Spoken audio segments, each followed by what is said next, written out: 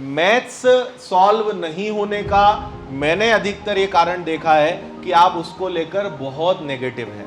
आपके लिए सबसे अच्छा तरीका ये रहेगा कि आप तो ये मान लो कि हमें स्कूल में जो भी हमने पढ़ा वो सब भूलना है, कुछ नहीं आता, एकदम फ्रेश स्टार्टिंग करनी है। और हमें नहीं पता कि मैथ्स अच्छा है कि बुरा है, ये तो हम पढ़ेंगे तब डिसाइड करेंगे।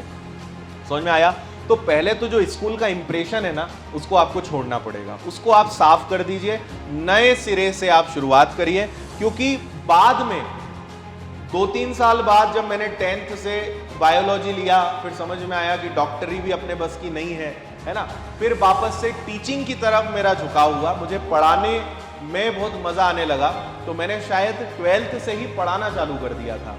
और फिर पहले मैं इंग्लिश पढ़ाता था, उसके बाद फिर कुछ समय बाद में मैथ्स विषय पे आया, और जब मैथ्स को मैंने पढ़ा, उसको फिर बाद में पढ़ाना भी शुरू करा, तो मुझे एक बात समझ में आई कि यार ऐसा मैथ्स तो स्कूल में पढ़ा ही नहीं कभी किसी ने। आप जब यहाँ पे जो पढ़ रहे हो, ऐसा मैथ्स हमने स्कूल में पढ़ा है क्या? वहां तो ऐसा होता ही नहीं था। एक विषय, एक चैप्टर होता था, 10-15 सवाल होते थे, उसमें आधे सवाल कराते थे, उसमें भी 2 सवाल IMP बता देते थे, और ज़्यादा हालत ख़राब है तो बताते थे बेटा तू तो यही पढ़ के चले जाना बस, है ना। और उसमें भी फॉर्मूले होते थे, रट्टा मारते थे, यही सिस्टम चलता था। यहाँ पे आपको समझ में आएगा कि फॉर्मूले का कोई रोल नहीं है। एडवांस मैथ्स में है, लेकिन अरिथमेटिक में फॉर्मूले का कोई रोल नहीं है। पूरा खेल जो है वो लॉजिक्स का है और दिमाग लगाने का है ना।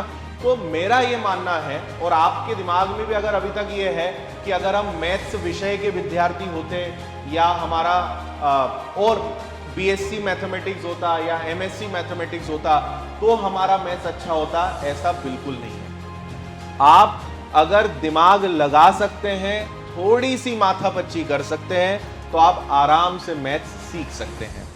ठीक है। मैथ्स अच्छा करने के लिए सबसे ज्यादा जरूरी है आपका कैलकुलेशन बहुत अच्छा होना, जिस पे आप काम ही नहीं करते हो। ठीक है। पहाड़े कहां तक याद है? कितने लोग हैं जिनको 30 तक पहाड़े याद है, 30 तक? ये देखो, इतने बड़े हो गए, पहाड़े ही याद नहीं है तुम्हें। 20 तक तो स्कूल में ही करा दिए थे, उसके बाद तुमने 10 भी नहीं करे उससे ज्यादा, और वो भी कराए नहीं थे, डंडे मार मार के करवाए थे। करना तो हम तब भी नहीं चाहते थे, है ना। तो मान लीजिए आपने परसेंटेज पढ़ा, परसेंटेज आपको क्लास में पढ़ाया, 50 सवाल, 100 सवाल, 150 सवाल जो भी कराए वो आपने करे, आपने उन सभी का रिवीजन किया, फिर आपने परसेंटेज के पुराने वर्ष के प्रश्न और हल करे, 100-200 सवाल अपनी तरफ से और हल करे। इसके बाद आपसे परसेंटेज में लगभग हर सवाल बनेगा, लेकिन इतना काम करना पड़ेगा।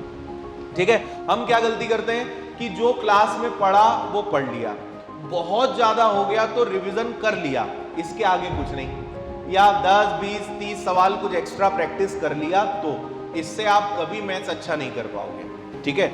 आपको एक बात समझनी पड़ेगी कि मैथ्स अच्छा करना हो या इंग्लिश, मैं सभी विषयों के लिए आपको बोल रहा हूं, आपको मेहनत तो करनी पड़ेगी।